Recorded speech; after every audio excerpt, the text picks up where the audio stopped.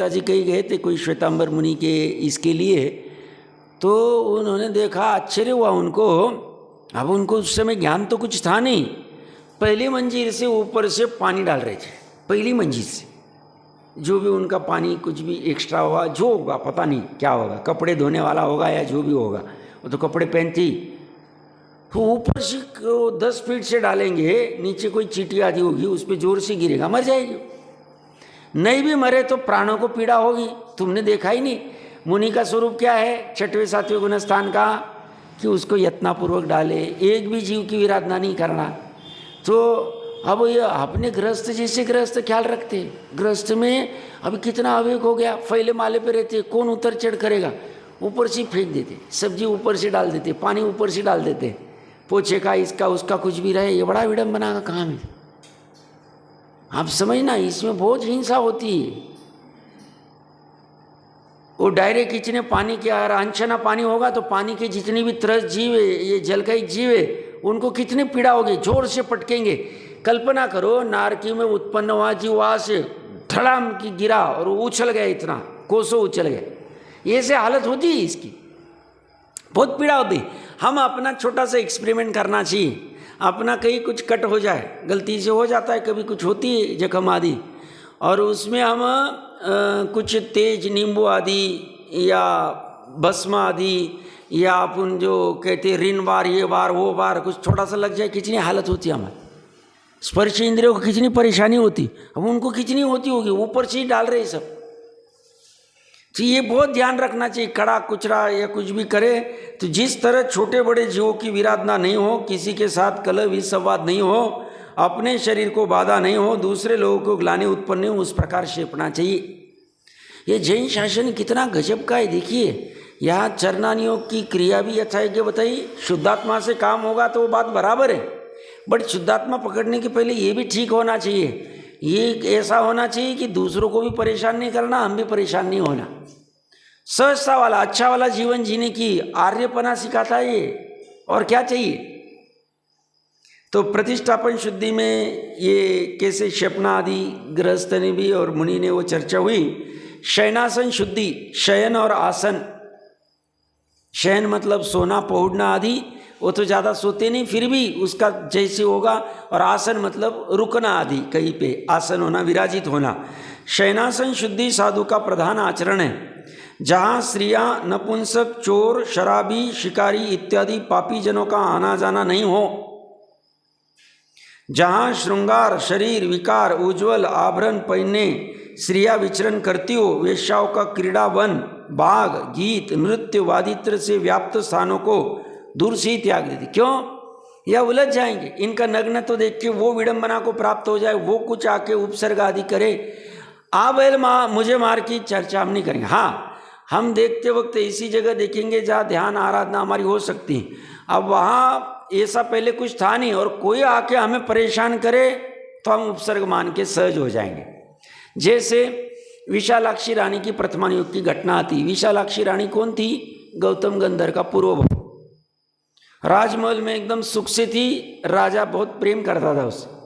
But विडंबना विचित्रता देखो, झरों के में से एक बार किसी को जाते हुए दिखता है, कोई ऐसे रास्ते से चलते, कुछ खेल, हाँ जो भी होंगे गेम वगैरह खेल वगैरह दिखाते, उनको देखा, उनको लगा इतना जीवन कितना मस्त है, हमें तो 4 दीवारी में राजमहल में पैक रहना पड़ता है, ये तो कभी भी कहीं भी विचरण कर सकते, कभी कहीं भी जाते, जिनका कोई फिक्स घर नहीं, बस एक जगह से दूसरे ये खेल वगैरह के प्रोग्राम दिखाते, वैसे होंगे कोई। तो उसने दासी को कहा, दासी भी तैयार, और घर राजमहल छोड़ के निकल गए। जा रही, फिर विकृतता करती जा रही, कहीं पे भी जो भी फिर सप्तव्यसन आदि जो भी कुछ करने होंगे, जो क्रिया होती होगी, और फिर एक जगह पे मुनिराज अपना स्मशान भूमि आदि में ध्यान कर रहे थे, और वहाँ ये जाके उनको विडंबना करा रही है, उनको परेशान कर रही है, उपसर्ग आदि दे रही है। तो उसने नरक आदि की आयु बांध ली और बहुत काल तक संसार में घूमती रही। तो मुनिराज स्वयं होके इसी जगह जाएंगे नहीं, वो तो पहले से वहाँ पे ही थे, ये वहाँ जाके फिर वो जो भी कुछ विडंबना की होगी उसने। तो इसलिए ये बहुत ध्यान रखते हैं कि बचते, ये फुल डेयरिंग वाले नहीं होते, नहीं नहीं नहीं कुछ नहीं, हम 5 महाव्रत ले लिए, ब्रह्मचर्य महाव्रत, हमारा कुछ नहीं होगा, ऐसा कभी नहीं, कभी नहीं। अगर आगम की आज्ञा है सूर्यास्त के बाद में आर्यिका श्राविका को भी नहीं मिलना, आर्यिका को भी नहीं मिलना। आर्यिका को दिन में मिलना है तो 5 हाथ 7 हाथ दूर, 5 हाथ आर्यिका गणिनी प्रमुख, और उसके पीछे 2 हाथ 7 हाथ, ये सब होगा। और सूर्यास्त का तो मिलना ही नहीं। हम ऐसा नहीं हम ब्रह्मचर्य मरत हम 8 बजे भी बातें करें, ऐसा नहीं चलेगा, होगा ही नहीं। आगम का या अवर्णवाद हो जाएगा, शास्त्र का करते ही नहीं। अरे वो तो नॉर्मल मुनि और आर्य का बात कर रहे थे, तो सीता आदि ने जिसने भी प्रथमान योग से वो किया अपलाप, कितना बड़ा संकट हो गया खड़ा। तो ये इसलिए ऐसे कुछ भी अपलाप होने के और कहा रिस्क वाला काम ही नहीं कर। सामने वाला बोले उन पे हंसे, देखो रिस्क नहीं लेते, कुछ नहीं, हमें पता है, हमें अपने आत्मा में लीनता करनी, बस इस काम से हम निकले हैं, बाकी किसी के झंझट में हम पड़ते नहीं हैं। तो यहाँ पे कह रहे जहाँ वेश्याओं का क्रीड़ावन, बाग, गीत, नृत्य वादी तरह से व्याप्त स्थानों को तो दूर से ही त्याग कर देते हैं।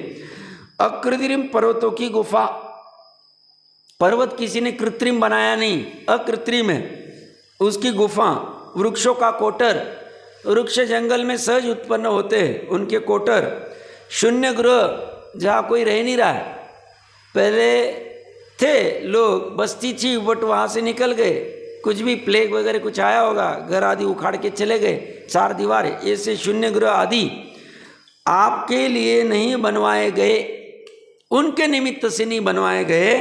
आरंभ रहित स्थानों में तथा शुद्ध भूमि में शयन आसन करते हैं, उनके निमित्त से आरंभ वाला चलेगा नहीं। एक दूसरा है शुद्ध भूमि में शयन आसन करते हैं, एकदम शुद्ध भूमि होनी चाहिए। देखो जब स्वयं के रहने के लिए नहीं कर सकते हैं तो हम मंदिर आदि बनवाना, संस्था बनवाना ये कर ही नहीं सकते। मुनि स्वयं ही ऐसे अकृत्रिम जगह पे रहेंगे तो ये कैसे हो सकते, हो ही नहीं सकते। वो उससे उनकी शुद्धि खराब हो जाएगी, शुद्धि खराब होगी तो मुनिपना चला जाएगा। तो ऐसी भूमि आदि करके शयन करते हैं। गृहस्थ भी विषयों के विकार रहित, श्री नपुंसक दुष्ट कलह विसंवाद विकथादि रहित, परिणामों की उज्ज्वलता जहाँ नहीं बिगड़े, ऐसे स्थानों में शयन मतलब सोना आदि, आसन मतलब रुकना आदि, रहना आदि करता है। मतलब वो घर ऐसी सोसाइटीज में ही रखता है। जैनी सामान्यता जहाँ बहुत झगड़े आदि चलते हैं, शराबी आदि रहते हैं, कबाबी, उस मोहल्ले में फ्री में भी कोई घर देवे तो रहेगा नहीं। क्यों? निरंतर वही संस्कार पढ़ते रहते, कहीं ना कहीं टकराट होती और उसमें कलह भी संवाद कुछ भी हो सकते हैं, इसलिए इसी जगह पे शयन आसन करता ही नहीं। घर खरीदते वक्त ये ध्यान रखता है, खरीदना है या रहना है, जहाँ भी होगा तो बराबर वो एरिया देखेगा, या शांति रहे, सम साधर्मी जीव आदि रहे, ताकि धर्म के माहौल और सब बना रहे। नहीं तो संस्कार और सब पढ़ने में समय नहीं लगता। मान लो बाजू वाला घर मांस आदि पकाता है, कितनी हालत खराब हो जाती, वो गंध कभी ना कभी आती है, कभी ना कभी वो मांस देखा जाता है, इससे विकल्प आते, कितना प्रॉब्लम खड़े हो जाते। तो इसलिए कह रहे हैं ये सब जहाँ नहीं बिगड़े ऐसे स्थानों में शयन आसन करता है। स्थान के दोष से परिणामों में दुर्ध्यान रहता है। स्थान दोषास रहेगा तो निमित्त नैमित्तिक संबंध दुर्ध्यान होता है और दुष्ट चिंतवन होता है, उससे चिंतवन। इसलिए हम अपने शक्ति प्रमाण क्या कर सकते, वेज नॉनवेज होटल में नहीं रुकना, रात्रि आदि में वेज नॉनवेज होटल में खाना भी नहीं खाना, होटल में तो खाना ही नहीं चाहिए। अब मैं ज़्यादा कुछ कहूँगा नहीं उस पर, भले ही वेज नॉनवेज होटल में वेज खाए तो भी नहीं खाना चाहिए। ये तो कितने वीडियोज और सब आते, चम्मच उनको थोड़ी इतना ध्यान रहता है, वो अलग अलग थोड़ी चोखा होता है, वो तो ग्रेवी एक ही होती है, आके कोई किसी में भी कुछ डाल के दे, कुछ भी दे देते, खिला देते। प्रकरण कहाँ से निकला? रात्रि में होटल में रुकना है तो वेज नॉनवेज में नहीं रुकेंगे। जहाँ खराब व्यवसाय चलते कुछ चलते, इसी जगह पे हम रहेंगे नहीं, फसावट हो जाती। गलती से वहाँ चले गए, हमें पता नहीं था, तुमने ज्ञान क्यों नहीं किया, और पता चला वहाँ वेश्यादि का व्यवसाय चलता है, रात में पुलिस आई पकड़ के लेके गई, अरे हमें तो पता ही नहीं था, और पता क्यों नहीं किया। तो शयन आसन आदि करते वक्त ये सब ध्यान रखना चाहिए। ये तो टेम्पररी का है, बाकी रहने आदि का भी जो होगा अपनी जीविका आदि का न्याय मार्ग से साधन करके निराकुल स्थान में ही शयन आसन करना चाहिए। आकुलता जहाँ ज़्यादा होगी ऐसे जगह पे अपना आसन अपना घर गृह बनाना ही नहीं। आकुलता घटेगी ऐसी जगह जहाँ तीव्र लोभ तीव्र आसक्ति तीव्र परिणाम होते जगह पे जाते। जैसे अभी ये सिद्ध क्षेत्र है, सब जगह तो वातावरण खराब ही हो रहा है, बट कंपेयर टू बड़े बड़े महासिटी से थोड़ा बेटर कहा जा सकता है। फिर भी वो किसके लिए, जो अपने परिणामों को मंद रखना चाहता है, बाकी तीव्र रखने के लिए तो कहीं भी कर ही सकते जीव। तो तीव्र आसक्ति आदि नहीं होनी चाहिए, निराकुल साधन होने चाहिए, आजीविका भी उस तरह से करनी चाहिए। इस तरह शयनासन शुद्धि की चर्चा हुई। अंत में वाक्य शुद्धि बोलते वक्त साधु पृथ्वी का आदि जीवों की विराधना की प्रेरणा रहित, कठोर कटुक आदि पर पीड़ा के कारण वचन रहित व्रतशील संयम के उपदेश रूप वचन कहता है। वचन व्रतशील के कहेंगे, कभी भी ऐसे नहीं कहेंगे ये व्यापार कर लो, ऐसा कर लो, वैसा कर लो, तुम्हारा काम हो जाएगा, इसमें बहुत बरकत होगी। ये सब के चक्कर में नहीं पड़ते। उपदेश देंगे तो व्रतशील तब का ही देंगे, धर्म का ही देंगे, अर्थ और काम का देंगे ही नहीं। ये कभी नहीं कहेंगे गुरु के पद पे रह के, मुनि के पद पे रह के, साधु के पद पे रह के ये लड़का इनकी लड़की के साथ तुम्हारा करवा दो, उनके लड़के के साथ करवा दो, ठीक रहेगा, बहुत अच्छा परिवार है। ये झमेले में कभी नहीं पड़ते। उपदेश क्या देंगे, ऐसे बहुत सालों पहले किसी बड़े व्यक्ति के लड़के की शादी फिक्स हुई कहीं पे, तो जो लड़की का पिता है वो ढिंडोरा पीट रहा था। अब वो सत्य क्या, सत्य तो वो ही जाने, और जो भी सत्य तक पता नहीं। वो बोले जो लड़के के पिता है उन्होंने इन दोनों के फोटो दिखाए गुरु को, कुंडली दिखाई, उन्होंने कहा यही बेस्ट है, तभी फाइनल हुआ। बोले हमारा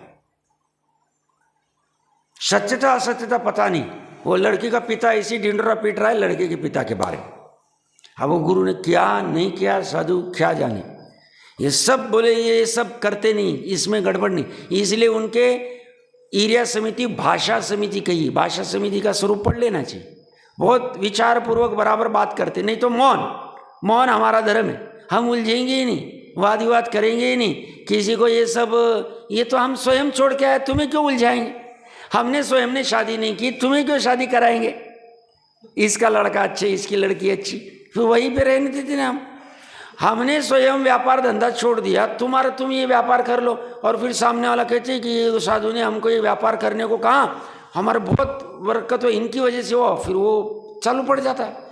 फिर कहीं भी जाओ सब 2 करोड़ 5 करोड़ 50 लाख ये सब चलता रहता है, फिर ये दोनों का काम चलता रहता है। फिर मानी सेठ और लोभी जोड़ी चलती रहती, खतरनाक है। इससे फिर धर्म का ह्रास होता है। तो ये कह रहे व्रतशील संयम के उपदेश रूपी वचन कहते, बाकी में उलझते नहीं। हित मित मधुर मनोहर वचन कहता है, वो वाक्य शुद्धि है। गृहस्थ भी जितने वचन कहता है वो विवेक सहित कहता है, गृहस्थ भी सोच समझ के कहता है।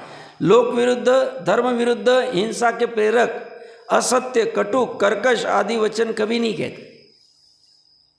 ऐसा 8 प्रकार की संयमों की शुद्धि का विचार करता है, भावना रखता है, तो बहुत पापों से लिप्त नहीं होता। ये महत्वपूर्ण है, बहुत पापों से लिप्त नहीं होता है। हम भी अगर भले हमने प्रतिज्ञा नहीं ली, बट हम इसका स्वरूप थोड़ा समझे और जहाँ जहाँ सजगता रहे, हम ऐसी शुद्धि जितनी पल सकती अपनी भूमिका के अनुसार उतना प्रयास करें, तो उतने प्रमाण में हमारे पाप घट गए, उतने प्रमाण में विशुद्धि बढ़ी, उतने प्रमाण में संसार में हमें दुख नहीं होगा। तो इससे बहुत पापों से लिप्त नहीं होता है जीव। इसका अगर बराबर पालना करे, धर्म भावना की वृद्धि होती है, और धर्म भावना की वृद्धि हुई तो मोक्ष आदि प्राप्त करना कठिन नहीं है। ऐसी सुंदर चर्चा यहाँ तक चली थी।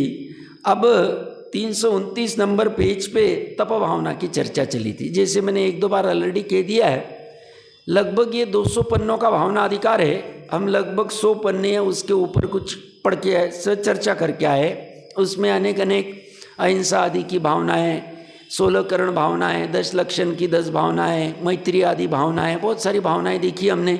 शुद्धि आदि का भी प्रकरण देखा, निदान आदि, शल्य नहीं करना, वो भी सब देखा। अब तप भावना लगभग 100 पन्नों में चलेगी लगभग।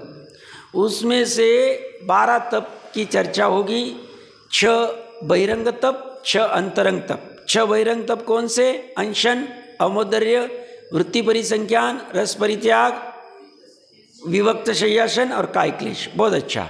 और अंतरंग तप में प्रायश्चित, विनय, वैयावृत्य, स्वाध्याय, व्युत्सर्ग और ध्यान।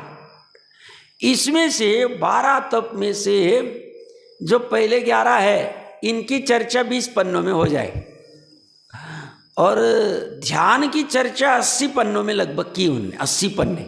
उसमें अर्थ ध्यान क्या है, रौद्र ध्यान क्या है, धर्म ध्यान क्या है, शुक्ल ध्यान क्या है, हर एक के 4-4 भेद क्या है, और उसमें 12 भावना भी ले ली उन्होंने प्रकरण पाकर। धर्म ध्यान के अंदर में समूह शरण की रचना बता के रूपस्थ पदस्थ ध्यान कैसे करना, बहुत सुंदर चर्चा की तप की। और हम अगर शक्ति का गोपन न करते हुए, शक्ति को न छिपाते हुए, जितनी सामर्थ्य, जैसी सामर्थ्य, इस तप का स्वरूप अच्छे से समझकर, तप का स्वरूप मतलब ये 12 प्रकार के तप का भी स्वरूप ही बताएंगे, वो स्वरूप समझकर हमारी जो तप करने की सामर्थ्य, उतने प्रमाण में हमने कुछ ना कुछ हर रोज या 2 दिन में, 4 दिन में, 8 दिन में करता रहना चाहिए। उससे क्या होगा फायदा, ये पहले 3-4 लाइन में कह रहे हो, वो हम पढ़ेंगे, उसकी थोड़ी चर्चा करेंगे तो आपको ख्याल में आएगा। देखिए क्या कहते हैं, तप भावना। तप भावना गृहस्थ को भी भाने योग्य है। जैसे 8 प्रकार की शुद्धि भी गृहस्थ शक्ति प्रमाण कर सकता है।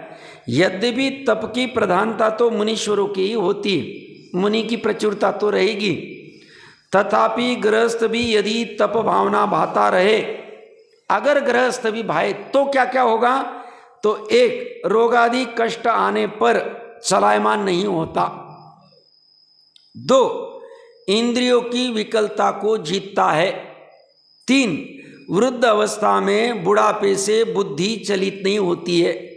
हम सामान्य कहते ना, बुद्धि सटिया गई, उसकी सटियाती नहीं, तप का ऐसा प्रभाव है निमित्त नैमित्ति के। 4 खान पान में विकलता का अभाव होता है, 5 संतोष वृत्ति प्रकट होती है, 6 दीनता का अभाव होता है, 7 लोक में यश उज्ज्वल होता है, 8 परलोक में स्वर्ग की प्राप्ति होती है। स्वर्ग की प्राप्ति के लिए तप नहीं करेगा, ये तो अपने धर्म मार्ग को प्रशस्त करने के लिए, सुख के मार्ग को प्रशस्त करने के लिए, मोक्ष आदि पाने के लिए तप कर रहा है, संयम में रहने के लिए तप कर रहा है, गृद्धता कम करने के लिए तप कर रहा है, अपने खुद के भविष्य के लिए। और फिर सहज में परलोक में स्वर्ग मिल जाए तो मिल जाए, नहीं मिले तो नहीं मिले, स्वर्ग के लिए नहीं कर रहा है तप आदि। तो ये एक तप करने से लगभग 7-8 बेनिफिट होंगे। अब कैसे, थोड़ा सा समझते हैं, ताकि अपने को फिर वो सही में ही ऐसा होता है कि नहीं समझते। गृहस्थ यदि तप भावना भाता रहे तो रोगादि कष्ट आने पर चलायमान नहीं होता है।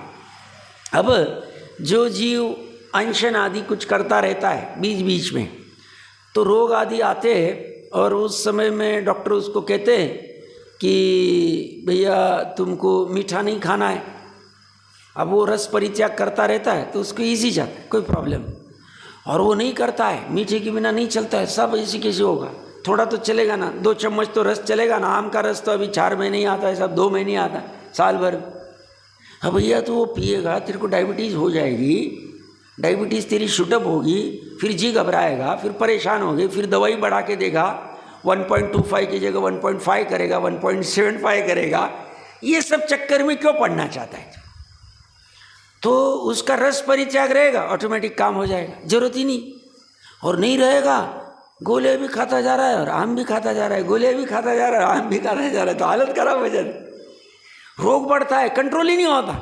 वो जाएगा हर 15 दिन में, सब हमारा मस्त है। देखो डायबिटीज़ का मशीन भी घर पे लेके आएगा, 8 दिन में चला जाता, फास्टिंग भी कर ली, सब ओके, थोड़ा बहुत काट पे चलता है, बट फिर भी मैं आम भी खाता हूँ। अरे भैया तू आम भी खा रहा, तेरे 2-2 हज़ार रुपये की महीने की दवाई खाते हैं, सब पैसे बहुत है हमारे। अरे बट पैसे इस काम में थोड़ी, शरीर को रोगड़ बनाने के लिए थोड़ी। तो रस परित्याग रहेगा, ऑटोमेटिक हो जाए। अभी किसी को थायराइड का प्रॉब्लम है और उनको कहा नमक नहीं खाना या नमक खाना, जो भी कुछ कहेंगे, रस परित्याग रहेगा, काम हो जाएगा उसका। मैं छोटा सा एग्जाम्पल है, अनशन आदि अहोमोदर्य करता है और हॉस्पिटल में एडमिट कर दिया और कहा कि भैया अभी 4-6 घंटे तक नहीं देना है, ऑपरेशन करना है। अभी परेशान हो जाता है, बिना खाए किसी के 6 घंटे तक रहेंगे, बट उसे आदत रहेगी, सहज हो जाएगा। आकुलता नहीं करे कि कब ऑपरेशन होगा, कब ये होगा। मान लो ऑपरेशन को लिया और मान लो उसका बीपी कंट्रोल में नहीं, या एनेस्थीसिया नहीं आया, कुछ नहीं हुआ, तो और 4 घंटे तक नहीं खाना पड़ेगा वेट, तो ये परेशान हो जाता है। बट रोग आदि भी आए तो सहजता आ जाती है। रोग आदि में बहुत चीज़ों को पीड़ा होती है। अब 4 दिन मान लो टाइफाइड हो गया, कुछ हो गया, ये खाना पड़ेगा, रोटी नहीं चलेगी, फिर ये नहीं होगा। अरे भैया वही रहो ना, अभी शांति से रहो, अब जो दे रहे उतना खा के। अब ये दूध कैसे जाएगा गले के नीचे, ये कैसे होगा, बिना इसके साथ कैसे चलेगा, शांति से रहो भैया। तो रोग आदि के कष्ट आने पर चलायमान नहीं होता है, आए तो भी सहजता रहती है। नहीं भी खाने को कहा, पत्ते कहा, डॉक्टर ने कुछ कहा, कुछ भी किया, तो भी परेशान नहीं होता है। इंद्रियों की विकलता को जीतता है, ये बहुत महत्वपूर्ण है। इंद्रिय की विकलता का अर्थ क्या होता है? उद्विग्नता। इंद्रिय परेशान कर रहे, पीड़ा कर रहे, उद्विग्न, आंख अशांति, बेचैनी हो रही। क्या? अब भी कभी ये खाने को चाहिए, अब भी कभी चाहिए। हाँ, किसी ने पढ़ा होगा तो बताना, हाँ बताना, नहीं होगा तो पढ़ लेना, मैं गलत नहीं कहूँगा। आज की घटना है, बहुत दुख हुआ मेरे को भी। मैंने भी 10 मिनट चिंतन किया। 12 साल का बच्चा, पश्चिम बंगाल में, मैं नाम भी बता देता हूँ जिले का, मेदिनीपुर जिला है, पश्चिम मेदिनीपुर करके, उसमें पांसकुड़ा करके कोई क्षेत्र होगा, पढ़ लेना, गूगल पे सर्च कर लेना। 12 साल का बच्चा शॉप में गया, कोई दीक्षित जी का शॉप है, और शॉप में कुरकुरे खाने के उसके विकल्प हो गए। उसने 2-4 बार आवाज़ लगाई, अंकल अंकल मेरे को कुरकुरे चाहिए, कुरकुरे चाहिए, मैं कुरकुरे चाहिए। अंकल ने कुछ आवाज़ दिया नहीं। होंगे आसपास में कहीं होंगे, सुना नहीं होगा, या बाजू वाली दुकान कहीं भी गए होंगे, वो तो केवली जाने और वो पूछना पड़ेगा क्या है, देख लेना।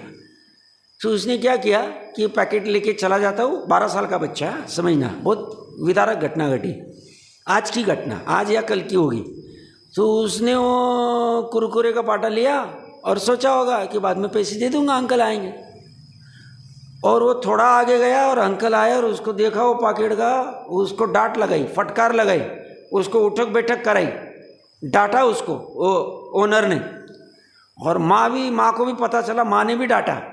घर पे आया, दरवाज़ा बंद किया, घर में पेस्टिसाइड आदि कुछ पिया होगा, पी लिया, मर गया। और उसने नोट लिख के गया है, माँ मैं चोर नहीं हूँ। वो तो रोना आया मेरे को बहुत अंदर से एकदम। क्या लिख रहा है 12 साल का बच्चा? किसके लिए मरा? कुरकुरे के लिए। जो भी कारण होगा, अभी आप केवली वो तो ओनर और उस पर अभी मत चर्चा करो जा, मेरा अपेक्षा समझो उदाहरण की, लाइव उदाहरण बोल रहा हूँ। क्या लिख रहा है माँ को फुट नोट में? माँ मैं चोर नहीं हूँ। मैंने अंकल को 2-3 बार आवाज़ लगाई, उनका रिस्पांस नहीं आया, मुझे कुरकुरे बहुत अच्छे लगते हैं, मैं उठा के लेके आ गया, मैं उनको पैसे देने वाला था, मैं चोर नहीं हूँ, माँ मुझे माफ़ करना। खत्म। 12 साल का बच्चा, मनुष्य वो मिला। ऐसी बहुत सारी घटनाएं हो रही।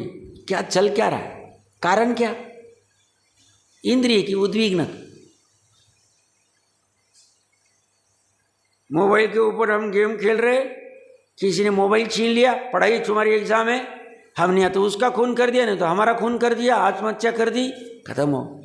टीवी के ऊपर क्रिकेट की मैच देख रहे, हमारे चक्षु इंद्रिय का विषय, घ्राण इंद्रिय का है, किसी ने आके प्रोग्राम चेंज कर दिया, बंद कर दिया, या डांट दिया हमें, हमने टीवी फोड़ दी, हमको कुछ कर लिया, उसको कुछ कर दिया, कंट्रोल नहीं रहा है, बेचैनी बढ़ गई, मरने पे या मारने पे तुल गए, कषाय सहन नहीं हो रही हमको। कषाय से नहीं, मरना चलेगा एक बार। वो थोड़े टाइम पहले 4-6 महीने साल पहले पंजाब की घटना बताई थी। 10 साल की बच्ची, आज भी वीडियो होगा, देख लेना यूट्यूब। यही केक चाहिए मुझे, जो भी ब्लैक फॉरेस्ट, व्हाइट फॉरेस्ट, क्या क्या निकाले। अब देखो, पाप के काल में इसी बनाने वाले को भी इसी बुद्धि होती है, खाने वाले को भी इसी बुद्धि होती है। इंद्रिय का संयम नहीं होता है और इससे मरण होता है। इंद्रिय की विकलता, तड़पन हो रही, मार डालेंगे हम, कुछ भी कर डालेंगे, उसकी सहन ही नहीं हो रहा है। 10 साल की बच्ची वो केक खा के उसी दिन मर गई। हम नहीं रह सकते उसके बिना, मरना मंजूर है हमें। ये कह रहे भैया तब भावना कर ले, कितनी करुणा कर रहे। हमें ये क्या लगता है, सब ये आउटडेटेड है, इसको रख दो, हाँ अंदर रख दो, ये बेकार की चीजें कहा के लेके आ गए आप। क्या कहते हैं हम, भैया इसके बिना तुम सुखी नहीं हो सकते। तुम्हें लगता है ये बेकार धर्म है जैन वाला, ये छोड़ो वो छोड़ो, ये मत करो वो मत करो ये मत। अरे भैया तेरी कषाय उफान पे आई है, ये कषाय तुझे कितना गर्त में लेके जाएगी, कितनी दुर्गति मिले तुझे पता नहीं। तो थोड़ा शांत हो जा, शांति से समझ, इनकी अपेक्षा समझ। इनको उस वस्तु से द्वेष नहीं है, उस इंद्रिय से द्वेष नहीं है, इसको तो तुमसे राग है। वो तो ये जिनवानी तुम्हें समझाना चाहती है, भैया अनादिकाल से कितनी बार भोगे और छोड़े। अभी तो जागे, पहली बार थोड़ी तू कुरकुरे खा रहा है, पहली बार थोड़ी तू केक खा रहा है, पहली बार थोड़ी तू ये कुछ कर रहा है, पहली बार आम नहीं खा रहा है तू। अभी खाने में वादा नहीं, भक्ष्य चीजें होगी तो, अभक्ष की मैं नहीं चर्चा करूंगा अभी जा। बट समझ तो सही क्या कर रहा है, कितनी आकुलता हो रही। और तेरे में ताकत है, आज 2 बार नहीं 1 ही बार भोजन करेंगे, आज दिन में 10 बार ढूसेंगे नहीं, 2 ही बार बैठ के भोजन करेंगे। अपने आप कंट्रोल में आ जाता है, अपने आप कंट्रोल में आ जाता है। और नहीं रहा, दिन भर वही मन चलता है, दिन भर मन, और क्या और क्या और क्या और क्या और क्या और क्या। कोई परिचित कह रहे थे, उनके घर के कोई सदस्य लगभग अभी घर पे रहते, घर से काम हो जाता, पेमेंट मतलब सब हो जाता है, आजीविका चल जाती, और इनके कुछ जो भी चलेगा घर पे बनाते ही रहते, कुछ ना कुछ खाने खवैया रहती। जिया बैठ के फिर क्या बनाया, अब घर के आने वाले कोई किसी को देते तो हमको नहीं दिया क्या टेस्ट, हर दिन भर चलता रहता है, वो खाता ही रहेगा खाता ही रहेगा खाता ही रहेगा। इंद्रिय का संयम नहीं होता। नहीं करेंगे तो बहुत कुछ करेंगे, करेंगे तो कुछ नहीं करेंगे, ऐसी क्या चक्कर है। एक इंद्रिय की अधीनता से वो हाथी को पूछो, हथनी के चक्कर में क्या हाल हुए उसके, कितने साल से बंदिस्त हो गया इतना बलवान पशु। वो भ्रमर को पूछो, वो हिरण को पूछो, वो हर एक इंद्रिय वाले पूछ लो उनको।